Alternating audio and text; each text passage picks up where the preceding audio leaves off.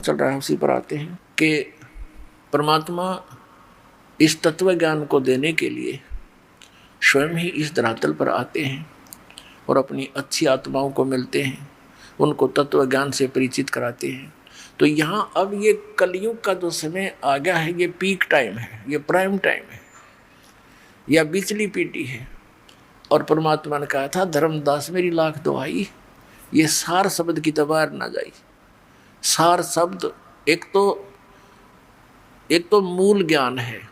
ये मूल ज्ञान जो दास आपको बता रहा है, ये तत्व ज्ञान है दिया हुआ कबीर भगवान का। दास तो एक है टेप रिकॉर्डर है, और उसका भेजा हुआ दास है, उसका कुत्ता है। आप उसके बच्चे हो, आप धनी हो, आप धनियों की हानि हो रही है, चोर लगे हुए हैं, क्योंकि आप सतभक्ति ना करके नकलियां का फंसे हुए हो। इसलिए आपको भौंक भौंक कर जगा रहा है कि संभलो, जागो, तुम्हारी चोरी हो रही है, तुम्हारा अनमोल धन नष्ट हो रहा। अब जो पुण्यात्मा होते हैं वो कुत्ते की आवाज़ को सुनकर धनी होते हैं, वो अवश्य जागते हैं। निर्धन तो पड़ा रहेगा, उसने सोचा 2 थाली पड़ी है, ठा ले जाएगा, को उठाओगा तो सोवन ठाटते। और जो धनी होते हैं वो अवश्य फड़कते हैं, यानी जो पुण्यकर्मी प्राणी हैं वो कहीं भी नकलियों का फंसे हैं, वो अवश्य फड़क रहे हैं इस दास की आवाज़ को सुनकर, क्योंकि ये सत्य पर आधारित है। वो केवल निराधार कथाएं सुना रहे हैं, वो दूसरे नकली पंथ और संत। तो पुण्यात्मा, अब वो समय आ गया है। परमात्मा ने 600 वर्ष पहले कहा था कि एक समय आएगा धर्मदास, पूरे विश्व में मेरा ही ज्ञान रहेगा और पूरे मेरे बच्चे मेरे को पहचानेंगे और मेरी शरण में आवेंगे, सतनाम का नाम लेकर के सतलोक जाएंगे। वो 2 अक्षर का मंत्र है सतनाम। इस सतनाम को देने का इस विश्व में कोई अधिकारी नहीं है पुण्यात्मा, इस दास के अतिरिक्त। यह अभिमान ना समझना, ये तत्व ज्ञान समझना, यानी सच्चा ज्ञान समझना। तो उस परमात्मा ने दास को आकर के स्पेशल कहा कि बेटा कर दे शुरू। सन 1997 में इस दास को परमात्मा आकर मिले और कहा कि अब यह समय आ गया है, अब खोल दे इस पिटारे को, भंडारे को, और तेरे साथ रहूँगा, चिंतित मत होना। तो उसी का परिणाम है, उन्हीं का आशीर्वाद है, मेरे पूज्य गुरुदेव जी की रजा है कि ये दास उस परमात्मा के संदेश को उसके बच्चों तक पहुंचाने में सफल हुआ। कठिनाई बहुत उठाई, क्रोथा कांड इसी का परिणाम था, क्योंकि परमात्मा के बच्चे हैं सभी जो हमारा विरोध कर रहे हैं, वो भी उसी के बच्चे हैं। लेकिन वो काल का फंस गए, काल ने उनको अपना हथियार बना लिया, नकली आचार्यों को, गुरुओं को। लेकिन समर्थ के सामने इन नकलियों की पारी बसावे को ने अपने कर्म बिगाड़े, कर्म खराब कर लिए उन लोगों ने, और ये पाप के भागी बन गए। जो ये ज्ञान और 2 वर्ष पहले जनता तक पहुंचना था, वो 2 वर्ष की बाधा उन्हें पैदा कर दी और इतना दूर कर दिया समाज को। मुझे इस दास के बारे में अफवाहें फैलवा कर, मीडिया का भी सहयोग ले करके, और काल का उद्देश्य यही था कि लोग इसे इतनी नफरत करें, नाम से भी नफरत हो जाए, और कोई वहाँ पहुँचे नहीं, कहीं काल की पोल ना खुल जाए अज्ञान की। लेकिन समर्थ का आदेश और समर्थ का बनाया हुआ ये विधान, इसके बीच में जो अवरोध पैदा करता है वो महामूर्ख और अंधे गधे जैसा होगा। जैसे रेल की मार्ग पर अंधा गधा खड़ा होकर के और अवरोध पैदा करने की चेष्टा करता है, तो उसकी कितनी समझदारी है, क्योंकि उसके आँख कोना और उसमें बुद्धि नहीं। जैसे ट्रेन आ रही हो, एक अंधा गधा खड़ा था रेल की पटरी पे और गाड़ी आ रही थी। उसने देखा जिस दिशा से कोई डिस्टरबेंस लगी, खड़खड़ खड़ की आवाज़ आई, उसने उसी साइड में अपने पिछले पैर कर लिए। अकाने दे, मुझे कौन डिस्टर्ब करेगा। दोनों दुलत्ती पे ना ली। जब वो ट्रेन निकट आई, दोनों ठोकी उसने, तो वो उठा कर भगा दिया, टुकड़े टुकड़े हो गया। तो पुण्यात्माओं, इस परमात्मा का मार्ग है ये, उस समर्थ का चला हुआ ये मार्ग है। इस मार्ग में जो अवरोध पैदा करेगा वो हिरण्यकशिपु की कैटेगरी में आएगा, वो कंस की कैटेगरी में हो। पहले तो हमने गलतियां कर ली बहुत, लेकिन अब उन पर उदाहरणों से सतर्क होना पड़ेगा और ये ज्ञान पूरे विश्व में जाएगा। एक बार पुनः, अब तो आग लगी पड़ी है, कलयुग घोर दिखाई देता है। किसी मजहब धर्म के पुण्यात्मा भक्ति भी करते और मांस खाते हैं, बीड़ी पीते, शराब पीते, और किसी रिश्वत की आंट नहीं, माया जोड़न की होड़ लगी। तो ये तो घोर कलयुग की अब झलक झांकी आप देख रहे। अब एकदम पुनः शांति होगी पूरे विश्व में। इतने प्यार से रहा करेंगे, इन कोठी और बंगले बनाने की होड़ खत्म हो जाएगी, ज्ञान से हो जाएगी। जैसे एक बैंक मैनेजर था, जब दास ने ये नाम लिया ही लिया था, उसने बैंक से कुछ लोन लिया और रोहतक के अंदर एक सेक्टर 1 में कोठी गाड़ी 3.5 लाख रुपए उस टाइम में। आज तो 40 लाख रुपए बने हुआ, बल्कि और ज़्यादा 1 करोड़ में ऐसी कोठी बनाई। उसका मुहूर्त करने के लिए संडे का समय किसी पंडित पर जो भी समय था निर्धारित करवाया। अब हम इसी मुहूर्त कराया करते, पहले तो पंडित ने कर लेने दो थोड़ी बहुत जटर मटर यू, फिर बाद में घुटी घाटी जश्न मनावांगे, ये थी मुहूर्त मारी। इतना ज्ञान रह गया था। अब उसने सब मित्र प्यारे फ्रेंड इकट्ठे कर रखे, रिश्तेदार आए हुए थे, और कुछ उस किसी आइटम की आवश्यकता पड़ गई। स्वयं स्कूटर उठा कर और वो सामान लेने के लिए जा रहा था बाजार में। मेडिकल मोड़ के ऊपर एक स्कूटर टकरा गया, 2 व्हीलर से 2 व्हीलर, और पड़ गया। पड़ते ही कनपट्टी लगी फुटपाथ पे, वहीं पर मृत्यु होगी। अब चाट ले उसको ठी ने, वो धरा धरा रहेगा, जश्न मनाऊंगा। अब जौन सा काम इस मनुष्य जीवन से करना था उसने तो वो तो छोड़ दिया, इन बकवादा में दौड़ लिए। क्यों दौड़ दिए? क्योंकि हमने माहौल ऐसा बना लिया। अध्यात्म ज्ञान के आधार से हम यहाँ इस साइड पकड़ गए, दूसरी स्पीड पकड़नी थी, भगवान की भक्ति करनी थी। एक मकान ठीक अपना बना ले, ठीक सा, गर्मी सर्दी से बचने के लिए तो इसलिए बना था कि भक्ति में बाधा करती है प्राकृतिक यहाँ की आपदाएं। कभी गर्मी घनी, कभी सर्दी, कभी वर्षा आ गई, कहीं ओले गिर गए, तो उससे बच कर भक्ति करने में डिस्टर्बेंस ना हो, इसलिए झोपड़ी झापड़ी डाल कर अपना टाइम पास करना था। अब जैसे क्योंकि वो बातें पहले तो असर कर नहीं थी, यो नाम लेने के बाद तो कति कलेजे में लग गए ये बातें सचमुच। यो के सांग होया जब दास ने ये मार्ग प्रारंभ किया था, आदेश हुआ था गुरुदेव का। हमारे पास इतनी सुविधा नहीं थी। एक भक्तों ने एक जीप लेनी थी लोन पे, तो उसका फाइनेंस करवाया। रोहतक के अंदर एक व्यक्ति था, फाइनेंस करता था, उसने फाइनेंस कर दिया और ब्याज सबसे ज़्यादा लेता था। वो तो लेते ही हैं, सभी लेते ज्ञान बिना। तो हमारा भक्त बता रहा था कि मैं चर्चा चल पड़ी कि आप किसके चेले हो। हमसे बोला, हमने बताया आपका नाम कबीर साहब के पंथी हैं, रामपाल महाराज के हम शिष्य हैं। और हमने भक्त कह रहे थे, हमने भी उसके पिताजी बैठे थे ऑफिस में, तब तक हम इंतज़ार कर रहे थे। उस लोन करने वाले उसके पुत्र की इंतज़ार कर रहे थे उसके ऑफिस में बैठ के।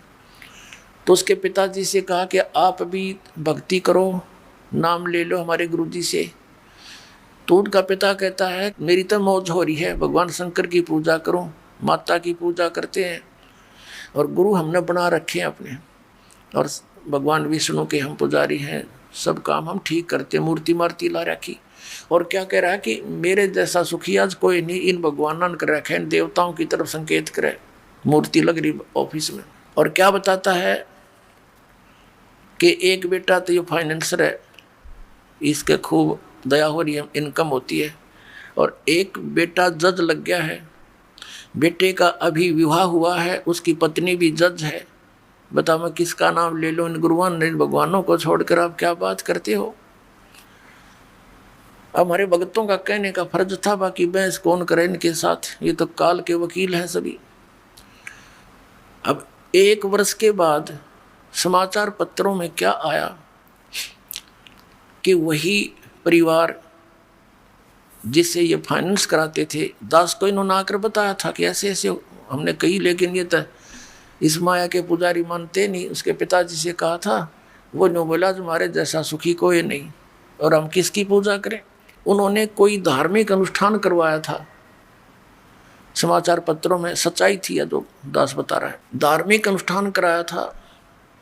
धार्मिक अनुष्ठान के बाद जैसे फूल फाल चढ़ाते हैं, कोई अवन की राख रूख बच जाती है, उसको आदर के साथ जल प्रवाह करते हैं। अब वो समागम हो लिया, पहले दिन अनुष्ठान करवाया था, हवन उनके गुरुजी ने कराया था, और अगले दिन उस हवन की उस राख को, फूलों को उठा करके वो दोनों भाई, जज और वो फाइनेंसर, इधर दिल्ली रोड के ऊपर एक JLN है, जवाहरलाल नेहरू कैनाल, उसमें पानी बहुत चलता है, उसमें चले गए। ड्राइवर उनके साथ था उन फूलों को जल प्रवाह करने के लिए। अब जो ही उन्होंने जल प्रवाह के लिए फूल फेंके तो वो स्लोप ज़्यादा है ऐसे उस दरिया, उस नहर का, कैनाल का, वो ऊपर पटरी पर गिर गए। अब उसने सोचा कि ले थोड़ा सा इनको नीचे सरका देता हूँ। अच्छे एक भाई ने हाथ पकड़ लिया, एक नीचे को होकर सरकाने लगा।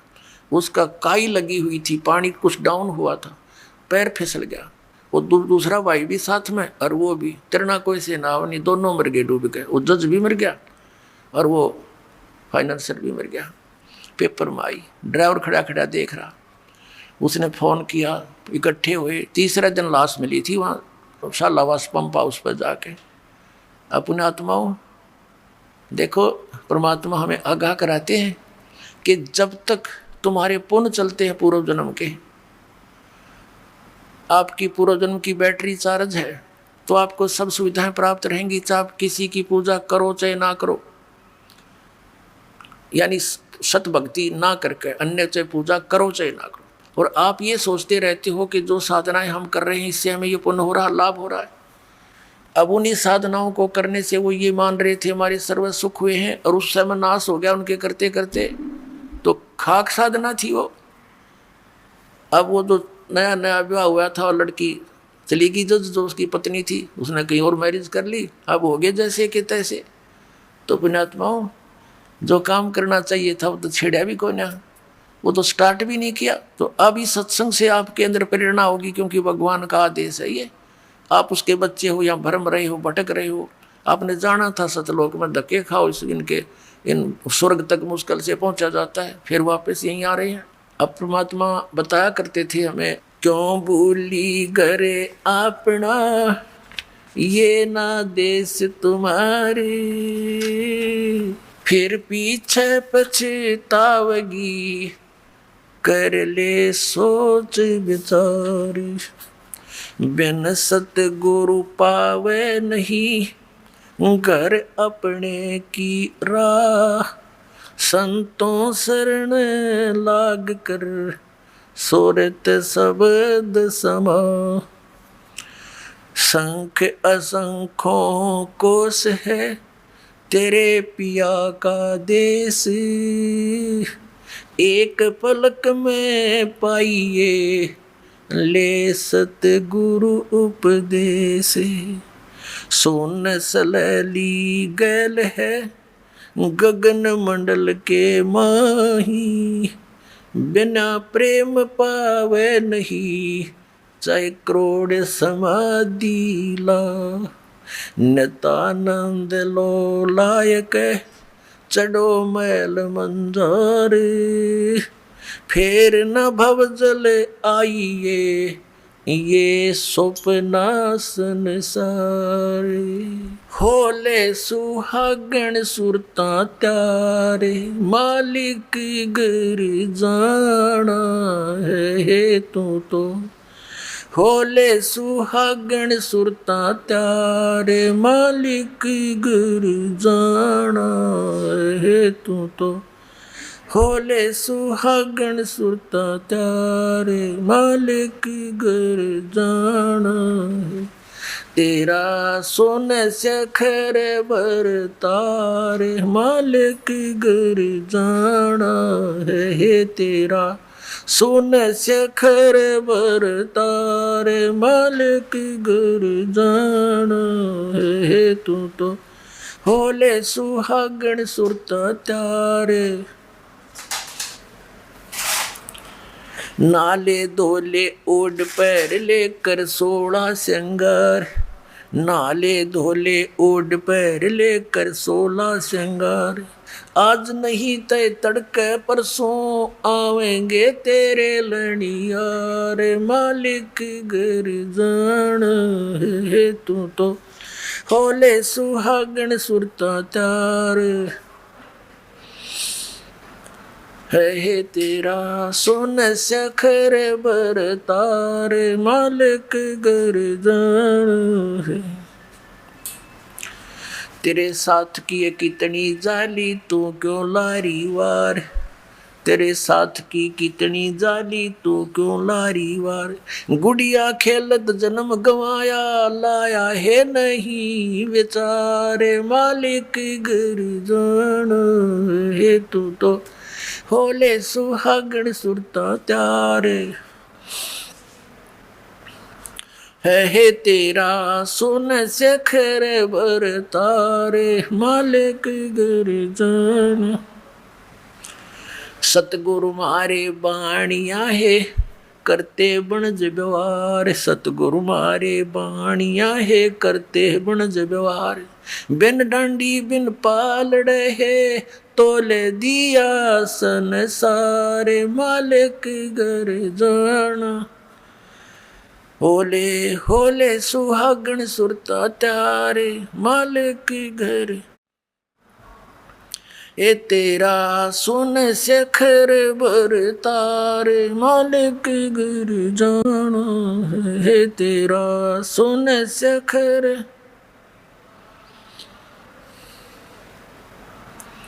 सुन शेखर में सेज पिया की हंस हंस कर ले प्यार, सोन शेखर में सेज पिया की हंस हंस कर ले प्यार, कह कबीर सुनो मेरी सजनी वहाँ लूटो है अजब बहार, मालिक घर जाना है होले होले सुहागण सुरता त्यारे, मालिक घर तेरा सुन शेखर बरतार। वे सुन शेखर में सेज पिया की हंस हंस कर ले प्यार, सुन शेखर में सेज पिया की हंस हंस कर ले प्यार, कह कबीर सुनो मेरी सजनी वहाँ लूटो है अजब बहार, मालिक घर जाना है होले होले सुहागण सुरता त्यारे, जाना है तेरा सुन शिखर बर तारे, मालिक घर जाना है तेरा सुन शिखर बर तारे, मालिक घर जाना है। अब परमात्मा ने क्या बताया है, इस आत्मा को ना जाने कितने प्रकार से ऐसे झंझेड़ने की चेष्टा की है, ना जाने कितने प्रकार का ज्ञान देना चाहा है। उन आत्माओं जैसे कुएं में बाल्टी गिर जाती है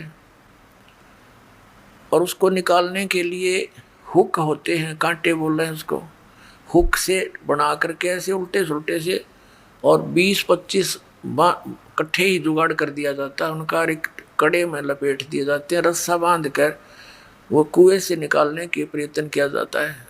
बाल्टी तो वो एक हुक में उलझ सकती है, एक से एक ही पर्याप्त था, लेकिन नहीं, इसलिए उल्टे कई डालने पड़ते, ना जाने कौन से में उलझ जावा, एक तक पास से घूमता रहा है।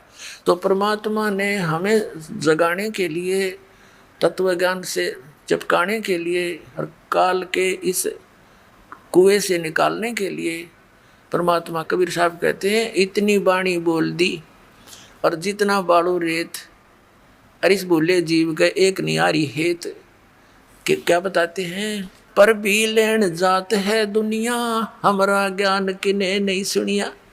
तो ये इतनी बाणी इसलिए बोली है, ना जाने कौन सी खटक जा किसका और वो उलझ जा माल्य के कांटे में और निकल जा इस कुएं से, निकल जा इस चेहरे से।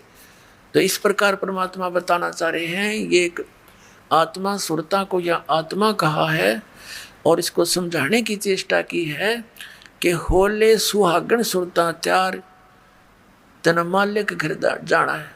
हम सबका स्वामी, हम सबका धनी, हम सबका खसम, यानी एक ही है, मालिक कहो, पति कहो, स्वामी कहो या भगवान कहो, तो वो एक ही है। अब इस आत्मा को ये कह रहे हैं परमात्मा अपनी ही महिमा एक डबल रोल करके हम तक बता रहे। वैसे तो परमात्मा ने बहुत, कबीर परमेश्वर जी ने कई बार कहा कि आई एम गॉड, हम ही अलख अल्लाह हैं, कुतुब गौस और पीर, यानी हर तरह के, जैसे कोई साधु रूप में पीर रूप में पैगंबर यानी संदेश वाहक तत्वदर्शी संत जगत गुरु बनकर मैं ही आता हूँ, और हम ही अलख अल्लाह हैं, और कुतुब गौस और पीर, गरीबदास खालिक धनी मेरा नाम कबीर।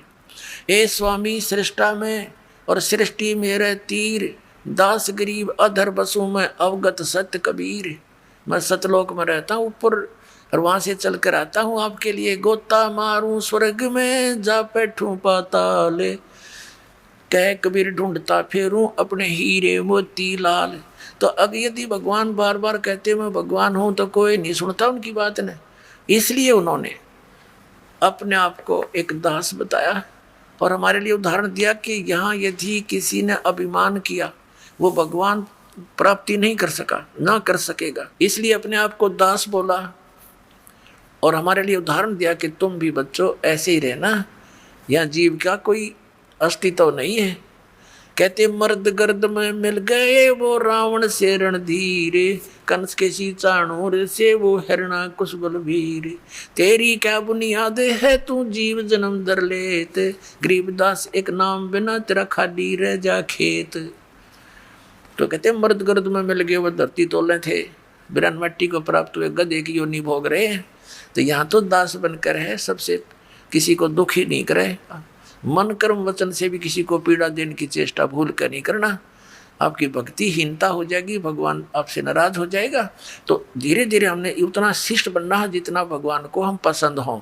तो उसी के लिए यहाँ क्या बताया है, अब क्या बताते हैं परमात्मा, तेरा सुन शिखर में, सुन शिखर में, सुन माने सबसे वोकम प्लेस जहाँ और अन्य वस्तु ना हो, उस सुन के पार करके उसकी शिखर में, उसकी टॉप में, वहाँ तेरा पति रहता है, यानी तेरा मालिक है, वो सतपुरुष है।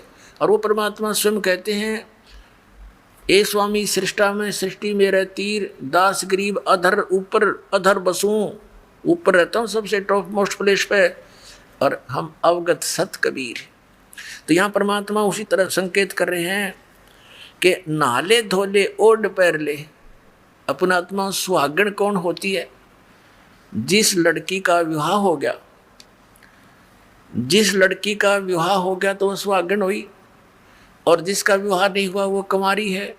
कंवारी है तो अपने पति के घर वो जाएगी कैसे, वो तो कंवारी है, अभी अपने पिता के घर पे ही है। तो हम जिन्होंने उपदेश प्राप्त हो गया, आप सब आत्माओं को जिनको दीक्षा मिल गई, तो आप सुहागण हो गए।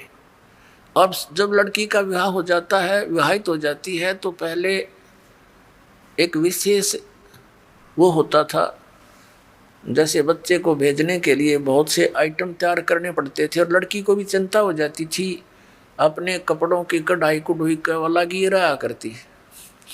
तो क्या बताते हैं कि इस राम नाम के धन रूपी इस दहेज ने इकट्ठा कर ले, यो दहेज तू लेकर जागी, और ये सब तेरे अंदर जैसे 16 श्रृंगार कर ले। कौन से 16 श्रृंगार, सील, संतोष, विवेक, अक्षमा, भाव, भक्ति, दान का भाव बनना, इस तरह 16 प्रकार के एक साधक के।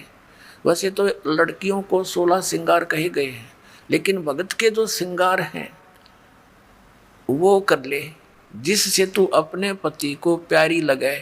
यानी मांस, शराब, तम्बाकू ना खाना, आन उपासना नहीं करनी, और ये सील, संतोष, विवेक, दया भाव, नम्रता, एक बहुत अच्छा मृदु भाषा, इस तरह के जो आपके श्रृंगार हैं भक्त के, यदि आप इन श्रृंगारों से युक्त हैं तो भगवान को अच्छे लगोगे।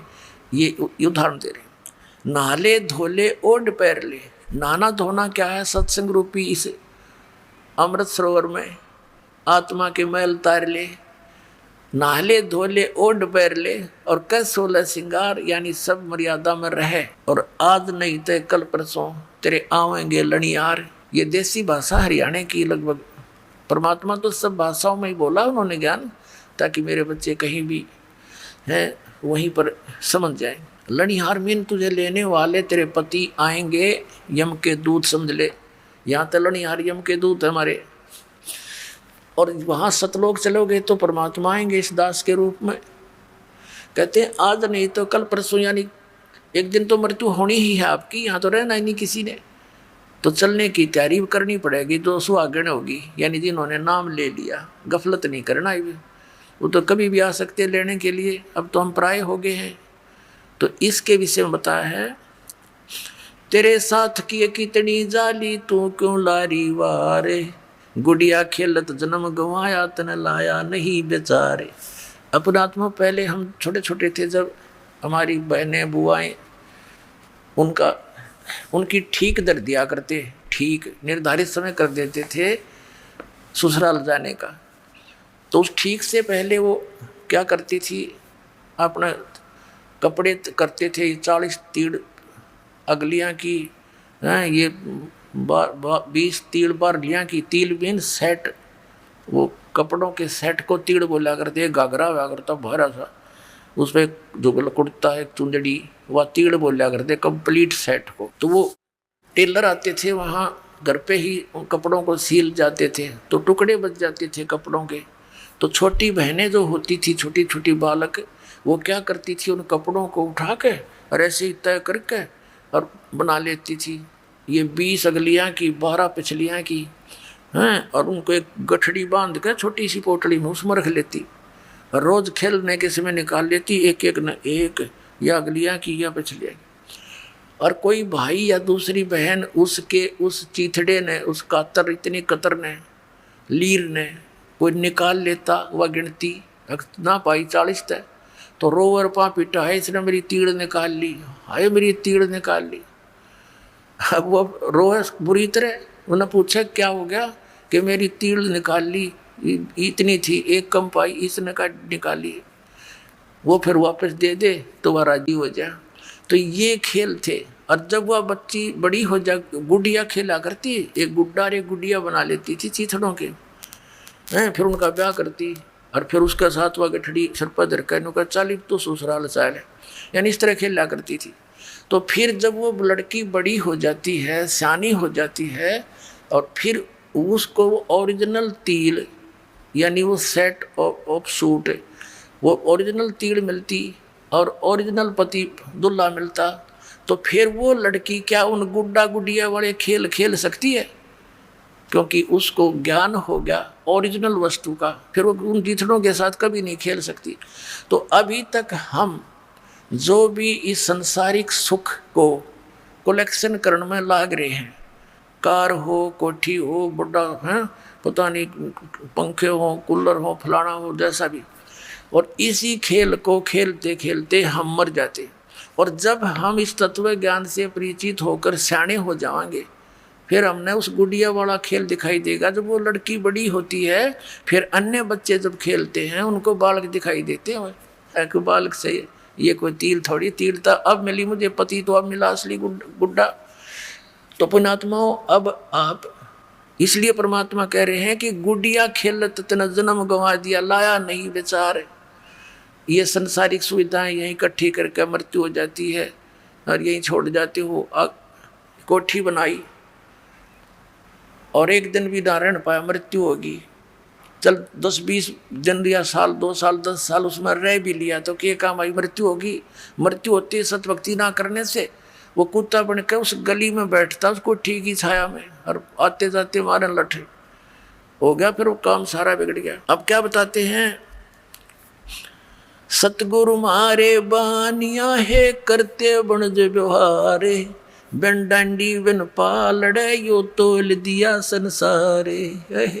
हमारे सतगुरु वो बिजनेसमैन है, बानिया मीन बिजनेसमैन, आत्मा का सौदा करते हैं और बगैर किसी डंडी यानी बगैर किसी तराजू के पूरे विश्व को तोल दिया, सबके ज्ञान को दिखा दिया, इनका कितना ज्ञान है, बिन डंडी और बिन पालड़ा, ये तोल दिया संसार। इस तत्व ज्ञान से माप कदर दिया किसकी कितनी सचीथी है, किसकी कितनी वैल्यू और वजन है। सुन शिखर में सेज पिया कि वो हंस हंस कर ले प्यारे, कहे कबीर सुनो मेरी सजनी लूटो वो अजब बहारे। कि जिस सुख को आप यहाँ खोज रहे हो, नमक की बोरी में मिष्ठान ढूंढ रहे हो, ये कभी नहीं हो सकता। ये भूल जाना, यहाँ के स्वर्ग में भी सुख नहीं है जिसको सुख कहते, ये झूठा सुख है। अस्थाई सटे है सबका और वहाँ सथाई सटे होगा। अपनात्मा हमारे पवित्र सदग्रंथ क्या ज्ञान देते हैं, और परमात्मा ने वही ज्ञान बताया था। मन तू चल रे सुख के सागर, जहाँ शब्द से दूरत नागर। मन तू चल रे सुख के सागर, जहाँ शब्द से दूरत नागर। अब सुख सागर परमात्मा कहते हैं, इस नमक की बोरी से निकलो। और फिर तुमने देखो, परमात्मा ने करने नो दीदार महल में प्यारा एक शब्द है परमेश्वर कबीर जी का, उसमें सारा कुछ बताया है सतलोक का, और लास्ट में ये बता दिया ये उस सतलोक की नकल कर रखी है, ये डुप्लीकेट बना रखे इस काल ने अपनी माया के द्वारा। ब्रह्मलोक के अंदर एक नकली सतलोक, नकली अलखलोक, अगमलोक और अकैलोक, उसकी फोटोकॉपी कर रखी है, पर वो वस्तु वो नहीं है। तो ये बूरा की बोरी में और नमक की बोरी में कोई अंतर नहीं होता जब तक टेस्ट ना कर ले। टेस्ट करने से जानकारी होती, तो दोनों एक जैसी लगती है जब पास पास रख दे जाए। तो ऐसे ही इस काल का लोक तो नमक की बोरी है, और सतलोक वो सुख सागर, यानी पूरी उस बोरी में मीठा ही मीठा होता है। तो पुण्यात्माओं परमात्मा कहते हैं कि चल तू चल रे सुख के सागर। पुण्यात्माओं जैसे आज का प्रसंग चला था कि ये संसार यहाँ का जो सुख है, यहाँ सुख नहीं है, और यहाँ सथाई कोई भी जीव नहीं है। आज यहाँ मनुष्य जीवन में चाहे कोई राजा बना है, 1 मिनट में मृत्यु हुई, फिर चलो स्वर्ग में थोड़ा बहुत समय बचा हुआ होता, फिर गधा बनो, फिर नरक चलो चलते। यहाँ सथाई सथा नहीं है। और यहाँ के भगवान भी यही कहते हैं, जैसे यहाँ का भगवान, यहाँ का ये काल प्रभु है, ब्रह्म है, सरपुरुष है।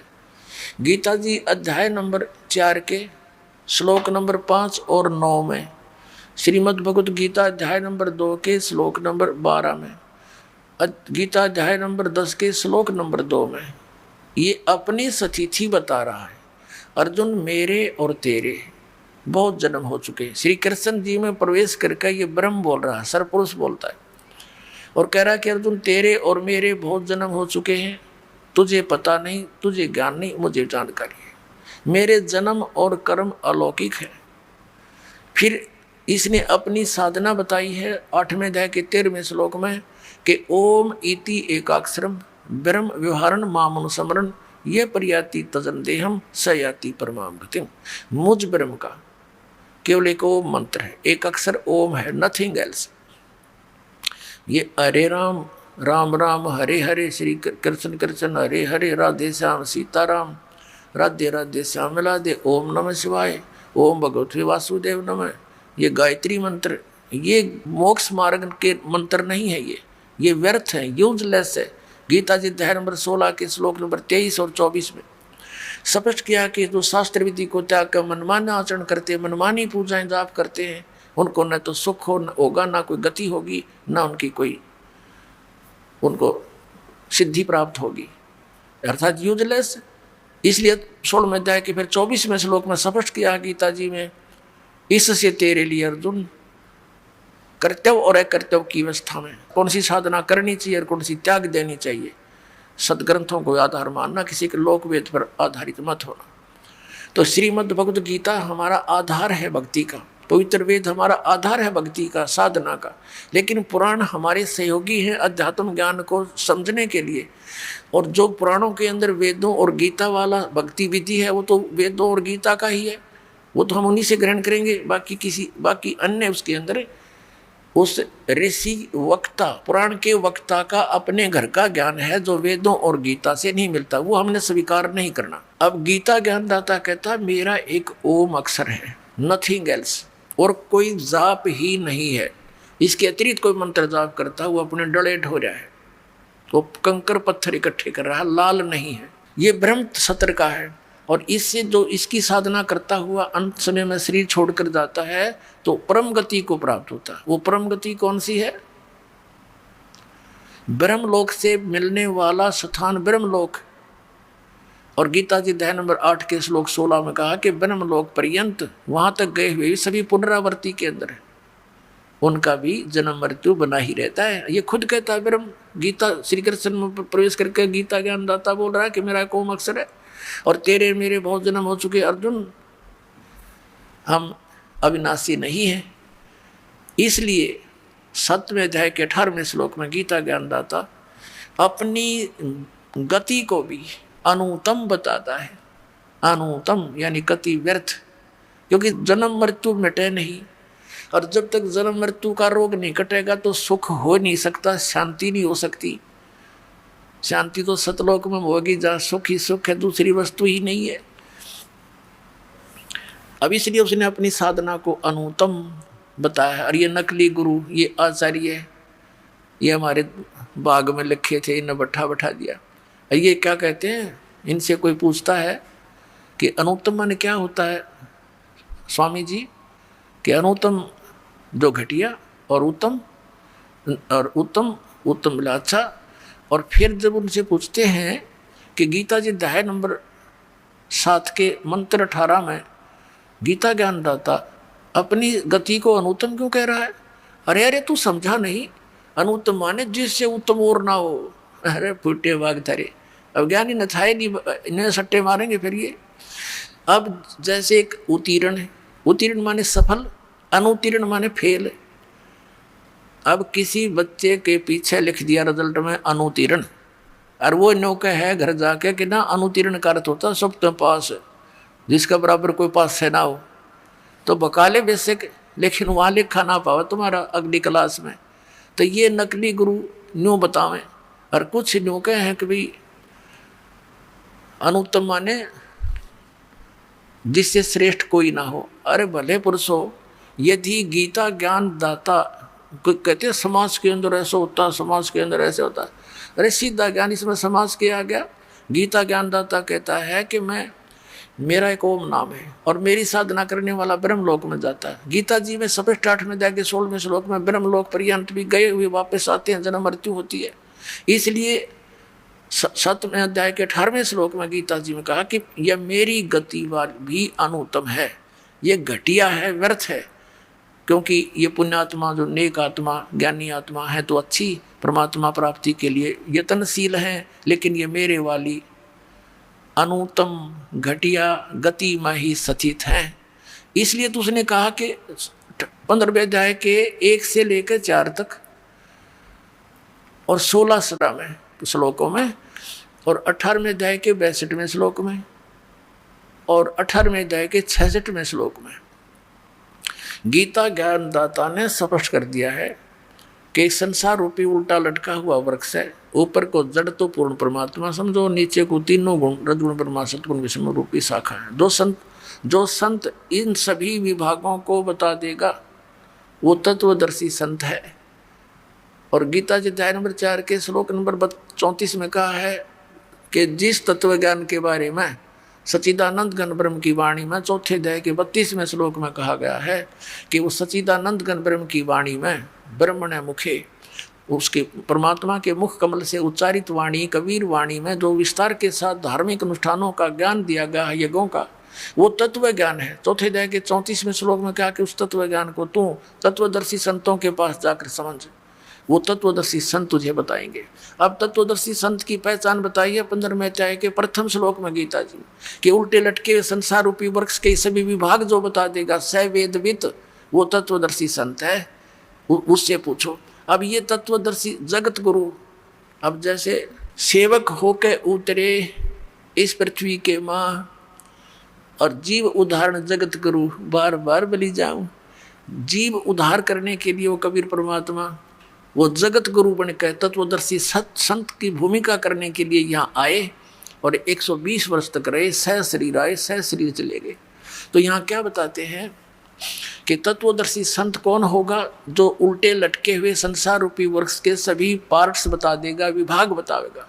तो परमेश्वर ने 600 वर्ष पहले उस सच्चिदानंद घन ब्रह्म की वाणी में ये भाग बता रखे थे। कबीर अक्षर पुरुष एक पेड़ है, सरपुरुष वाकी डारे, ये तीनों देवा शाखा है, भाई पात रूप संसारे। कख नहीं पता था। गीता ज्ञानदाता ने भी सिर्फ ऑप्शन छोड़ दिया, ऊपर को जड़ वाला और नीचे को तीनों गुण रूपी शाखा वाला ये उल्टा लटका हुआ संसार रूपी वृक्ष है। अब इसके बारे में कंप्लीट ज्ञान तो तत्वदर्शी संत देगा, उससे पूछो। और परमेश्वर ने 600 वर्ष पहले दे रखा था ज्ञान, लेकिन नकली आचार्यों ने, गुरुओं ने हमारे तक आन नहीं दिया, हमारे को दूर रखा अपने भगवान से, मिसगाइड करते रहे। कबीर तो जुलाहा है, धानक है, इसने सदग्रंथों को कैसे जाना, इसको इसने संस्कृत पढ़ना नहीं आता, केवल ब्राह्मण लोग ही संस्कृत के पढ़ने के अधिकारी थे उस समय। तो हमने यह बात इनकी मान ली झूठों की कि भाई सचमुच कबीर साहब तो जुलाहे थे, दानक थे, और ये पढ़े नहीं होंगे। आज पता चला वो तो पढ़े पढ़ाए थे, उन्हें पढ़ने की आवश्यकता ही नहीं थी। वो तो परमात्मा थे, सब भाषा के ज्ञाता थे, उनकी रची हुई सृष्टि थी, उनका दिया हुआ विधान था, उनको कंठस्थ याद है, तो मालिक है। अब उल्टा लटका हुआ संसार रूपी वृक्ष की परमात्मा ने बता दिया। अक्षर पुरुष एक पेड़ है, निरंजन यानी सरपुरुष या की डार, और तीनों देवा शाखा है, ये पात रूप संसार। एक बार झलक देख लो इसकी। श्रीमद् भगवत गीता अध्याय नंबर 15 के श्लोक नंबर 1 से लेकर 4 और 16 और 17 का ये निष्कर्ष है। ये परमात्मा का दिया हुआ ज्ञान है। अब जैसे जड़ परोक्ष होती हैं, गुप्त होती हैं, पृथ्वी से बाहर इतना हिस्सा दिखाई देता है वृक्ष का, इसलिए परमात्मा ने कहा ये अक्षर पुरुष एक पेड़ है। ये तना समझो, ये तो अक्षर पुरुष है, और सरपुरुष वाकी डार, और तीनों देवा शाखा है, ये पात रूप संसार। रजगुण ब्रह्मा जी, सतगुण विष्णु जी, तमगुण शिव जी, ये तो शाखा है इस पेड़ की, और ये इनका पिता है सरपुरुष ज्योति निरंजन, और ये अक्षर पुरुष तना है, और ये मूल मालिक, ये परम अक्षर ब्रह्म, परम अक्षर पुरुष है, ये कबीर साहिब है। परमात्मा ने 600 वर्ष पहले कहा था अक्षर पुरुष एक पेड़ है, निरंजन वाकी डारे, निरंजन कहो, सरपुरुष कहो, काल कहो, और तीनों देवा शाखा है, भाई पात रूप संसारे। तो पुणात्मा इसमें क्या स्पष्ट किया है कि जब तत्वदर्शी संत मिल जा 15वें अध्याय के 4थे श्लोक में, उसके पश्चात परमेश्वर के उस परम पद की खोज करनी चाहिए, जहाँ जाने के बाद साधक फिर लौटकर कभी संसार में नहीं आते।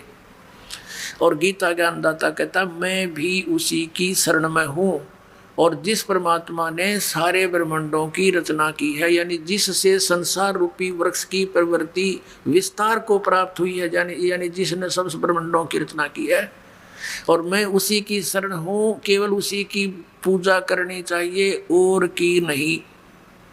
कंसेप्ट हुआ क्लियर।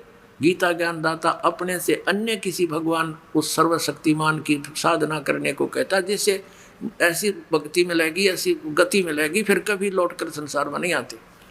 अब गीता जी अध्याय नंबर 15 के श्लोक 16 और 17 में 2 पुरुष बताए हैं, एक सरपुरुष, एक अक्षर पुरुष। ये देखिएगा, अपने सदग्रंथों में अनमोल खजाना भरा पड़ा है, और ये आउट ऑफ सिलेबस पढ़ाते रहे हमारे धर्मगुरु। इन्हें बैठा दिया हमारे पूर्वजों का, सारे भूत बनवा दिए। ये वहाँ धक्के खुआओ तीर्थों पे, वहाँ जाओ दान कर दो, उनका मोक्ष हो जाए। मोक्ष तो इस ज्ञान से होना था जो गीता में लिखा हुआ है। अब देखो ये श्रीमद् भगवत गीता है। अब इसके अंदर आपको दिखाते हैं अध्याय नंबर 15 का श्लोक नंबर 16 और 17। ये देखिएगा, ये 15वां अध्याय श्रीमद् भगवत गीता, और यहाँ से वो श्लोक है 16। दिवौ इमौ पुरुषौ लोके सर च अक्षर एव च सर्वभूतानि कटुस्थ अक्षर उच्यते। इसका अर्थ यहाँ करा इन्होंने, इस संसार में नाशवान और अविनाशी, अक्षर माने वैसे अविनाशी होता है, अक्षर अविनाशी, ये 2 प्रकार के पुरुष हैं। 2 प्रकार के पुरुष माने प्रभु हैं, और संपूर्ण प्राणियों के शरीर नाशवान है, जीवात्मा किसी की मरती नहीं। ये तो अंडरस्टूड है। अब इसका भावदास समझाएगा।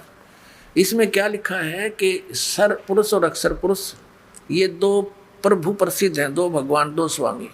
अब सर पुरुष का अर्थ तो सीधा ही नाशवान है, सर माने नाशवान। अक्षर इसको क्यों कहा, और फिर 15वें अध्याय के अगले 17वें श्लोक में इसको भी रिजेक्ट किया है, अक्षर होते हुए भी, अक्षर उच्चारण करके भी इसको रिजेक्ट कर दिया। ये निष्कर्ष निकाला जाएगा, क्योंकि तत्व वेद है, तत्व ज्ञान से समझा जाएगा। अब क्या बताया है कि ये दो प्रकार के पुरुष हैं। एक सरपुरुष है, ये 21 ब्रह्मांड का स्वामी है, ये काल है, ज्योति निरंजन है। और एक अक्षर पुरुष है, वो 7 संख ब्रह्मांड का मालिक है, वो अक्षर पुरुष है। उसकी आयु बहुत लंबी है, इसलिए उसको अक्षर कहने लगे। और जो परम अक्षर ब्रह्म है, जो पूर्ण परमात्मा, वो अन्य है, इन दोनों से भी अन्य है। और वो ओवरऑल कंट्रोलर है, सब ब्रह्मांडों का रचयिता है, सबका मालिक है। इस 21 ब्रह्मांड काल के 7 संख ब्रह्मांड इस अक्षर पुरुष के और अनंत ब्रह्मांड है, उन सब का वो कुल मालिक है, वो सबका दाता है, सबका स्वामी है, वो परम अक्षर ब्रह्म है। अब देख, ये गीता जी अध्याय नंबर 15 का हमने 16वां श्लोक पढ़ लिया। अब इस संसार में सरपुरुष और अक्षर पुरुष कहना दो भगवान हैं, और इनके अंतर्गत जितने प्राणी और इनके शरीर सब नाशवान है और जीवात्मा अविनाशी है। अब 17वें में क्या कहा है कि उत्तम पुरुष है तो अन्य है। पुरुष माने परमात्मा, ब्रह्म कहो, भगवान कहो, प्रभु कहो। उत्तम पुरुष तो अन्य है, इन दोनों से और है, सरपुरुष और अक्षर पुरुष से। उत्तम पुरुष है तो अन्य परमात्मा इति उदाहरते है, जिसको परमात्मा कहा जाता है। यह लोक त्रयम् आविश्य विभर्ति, जो तीनों लोकों में प्रवेश करके सबका धारण पोषण करता है। उत्तम पुरुष तो अन्य ही है, ये स्पष्ट कर रहे हैं अपने व्यवहार में, जो तीनों लोकों में प्रवेश करके सबका धारण पोषण करता है, अविनाशी परमेश्वर परमात्मा इस प्रकार कहा गया। अब ये संसार रूपी वृक्ष की जो जड़ है, ये है वो उत्तम पुरुष तो अन्य, और ये परम अक्षर ब्रह्म कहलाता है, इसको परम अक्षर पुरुष कहो। और ये वास्तव में अविनाशी है। श्रीमद् भगवत गीता अध्याय नंबर 7 के श्लोक नंबर 29 में 29 में गीता ज्ञानदाता कहता है, जिसने मेरे इस ज्ञान का आश्रय कर लिया कि तत्वदर्शी संत की खोज करो, वो बताओगा परमात्म तत्व के बारे में, उसकी सारी महिमा।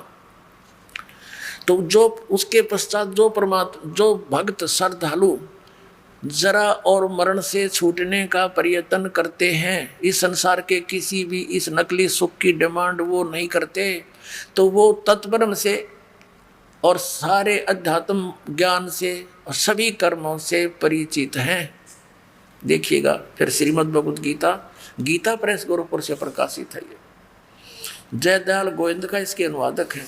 अब देखिएगा 7वें अध्याय के 29वें श्लोक में श्रीमद् भगवत गीता अध्याय नंबर 7वां और नीचे आइए, ये 29वां श्लोक है। इसका यहाँ पर है ये संस्कृत मूल पाठ।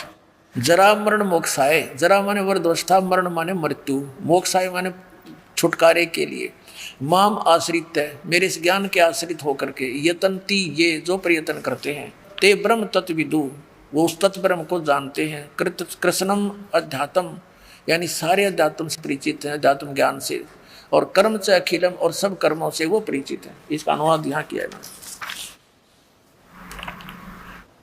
जो मेरे शरण होकर जरा माने वृद्धावस्था, मरण माने मृत्यु से छूटने के लिए यत्न करते हैं, वे पुरुष, वे भक्त तत्व ब्रह्म, ये तत्व ब्रह्म, उस ब्रह्म को और संपूर्ण अध्यात्म ज्ञान को और तथा संपूर्ण कर्मों को जानते हैं। अब पुणात्मा इसे स्पष्ट कर दिया है कि जो व्यक्ति इस नकली सुख को भूल चुके हैं और जरा माने वृद्धावस्था के कष्ट को, पुणात्मा इस जीव के ऊपर वृद्धावस्था एक बहुत बड़ा अभिशाप है, इतना दुख इसके अंदर होता है। लेकिन जो परमात्मा कबीर जी की शरण में आ जाएगा पुण्यात्मा, घबराना नहीं, आपका वृद्धावस्था ऐसे कटेगा ना फूल की तरह। लेकिन जब तक सत भक्ति नहीं करते वो दुखी रहा करें। लेकिन फिर भी वृद्धावस्था तो वृद्धावस्था ही है, ये तो दुख तो है ही, कष्ट है, लेकिन परमात्मा की शरण में हल्का हो जाएगा, ये चीज़ बड़ा कम लगेंगी। तो कहने का भाव यह कि फिर वो भक्ति करके यहाँ से पीछा छुटवाना है। तो वो व्यक्ति यहाँ इस दोनों कष्टों से खूब परिचित है, जन्म और मरण के दुख को और वृद्धावस्था के। इसलिए वो केवल जरा और मरण से ही छुटकारा पाने के जो प्रयत्न कर रहे हैं, वो व्यक्ति तत्ब्रह्म से परिचित हो चुके हैं, तत्ब्रह्म से ही गॉड है, उस परमात्मा से और सारे अध्यात्म ज्ञान से, सब कर्मों से कि ये क्या चक्कर है, स्वर्ग में गए फिर आगे, फिर राजा बने फिर गधा बन गए, व्हाट इज दिस। तो ये परिचित हो चुके हैं, वो ही उस साधना को कर रहे हैं। तो अर्जुन ने फिर पूछा, हे भगवान 8वें अध्याय के प्रथम श्लोक में कि किम तत्ब्रह्म, वो तत्परम क्या है फिर बताओ। वो भगवान ऐसा कौन सा है जिसके मैं जहाँ इतना सुख है जिसके पाने के लिए फिर यहाँ की डिमांड सब छूट जाती है। अब देखिएगा, अब यहाँ हम पढ़ रहे थे ये अंतिम, ये 29वां श्लोक आपने पढ़ा कि जो उस ब्रह्म को संपूर्ण अध्यात्म को जानते हैं, कर्मों को जानते हैं, जो मेरे शरण होकर जरा और मन से छूटने के लिए प्रयत्न करते हैं। तो ये 30वां है, ये कहता जो मुझे जानते हैं तो मेरे को प्राप्त होते हैं। इसका कितना सा यहाँ 8वां अध्याय ये सामने ही है। इसके प्रथम अंतर में अर्जुन ने पूछा किम तत्परम, किम तत्परम, किम अध्यात्म, किम कर्म पुरुषोत्तम, अधिभूतम से किम प्रोक्तम, अधिदेवम किम उच्यते। हे पुरुषोत्तम, वह ब्रह्म क्या है, वो तत्परम है क्या। अब इसका उत्तर 3रे श्लोक में दिया है, श्रीमद् भगवद गीता के 8वें अध्याय के और 3रे श्लोक में। वह परम अक्षर ब्रह्म है, परम अक्षर ब्रह्म है वो अपना। तो गीता जी अध्याय नंबर 15 के श्लोक नंबर 17 में जो कहा कि उत्तम पुरुष है तू अन्य परमात्मा इति उदाहरत, ये लोक चरम आविषय वर्ती अवैश्वर है। वो उत्तम पुरुष सही परमात्मा श्रेष्ठ भगवान तो इन दोनों से अलग है, भिन्न है, वो कोई और है। और वही तीनों लोकों में प्रवेश करके सबका धारण पोषण करता। जैसे संसार रूपी वृक्ष की जो जड़ है वो मूल मालिक है, सत्य पुरुष है, उससे सबको आहार मिलता है, सबका धारण पोषण करने वाला वही है। तो 8वें अध्याय के अब 3रे श्लोक में स्पष्ट कर दिया कि वो परम अक्षर ब्रह्म है। ये गीता ज्ञान दाता से अन्य है। अपने आत्माओं, अब गीता ज्ञान दाता ने स्पष्ट कर दिया। गीता जी अध्याय नंबर 8 के श्लोक नंबर 13 में कि मेरा तो केवल एक ओम अक्षर है, क्योंकि ये गीता ज्ञानदाता ब्रह्म है। ये देखिएगा श्रीमद् भगवद गीता अध्याय 8 के और श्लोक नंबर 13 में ओम इति एकाक्षरम ब्रह्म व्यवहारन माम अनुसमरण ये प्रियाति तजंदेहम स याति परमाम गतिम। इन्होंने थोड़ा सा गलत किया यहाँ से, ओम ओम